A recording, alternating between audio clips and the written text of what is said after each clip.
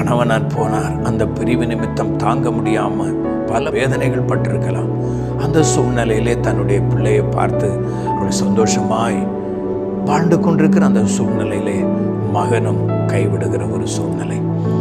அந்த நாயினோர் விதவை திருவழியாய் தன்னுடைய மகனை பாடையில் வைத்து கொண்டு போகும்போது எப்படி இருக்கும் யோசித்து பாருங்க. வீட்டில் அவர்களுக்கு இருக்க மனம் இல்லை. அழுது கொண்டே தன்னுடைய மகனுடைய அந்த பாடியை சுமந்து கொண்டு போகிறாங்க. அழுது கொண்டே வருகிறாங்க. கசந்த வாழ்க்கை.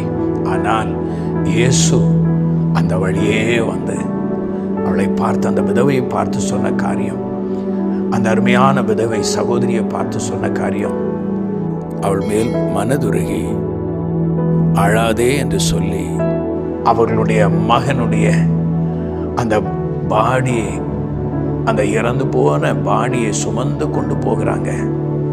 ஓடி போய் தொட்டார், பாடையை தொட்டார். சுமக்கிறவர்கள், சுமந்து கொண்டு போகிறவர்கள் நின்றார்கள்.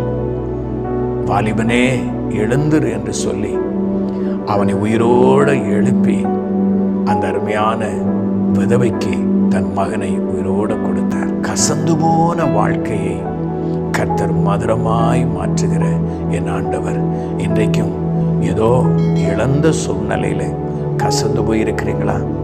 கசந்து போய் இந்த நிகழ்ச்சியை கேட்டுக்கொண்டிருக்கிறீங்களா? அந்த வார்த்தைகளை கேட்டுக்கொண்டிருக்கிறீங்களா? கர்த்தர் உங்களோடு பேசுகிறார். இழந்ததை 2 மடங்காய் நீ ஆசீர்வாதமாய் பெற்றுக்கொள்வீர்கள். கவலைப்படாதிருங்கள். கர்த்தருடைய நாமத்திற்கு மகிமை உண்டாகட்டும்.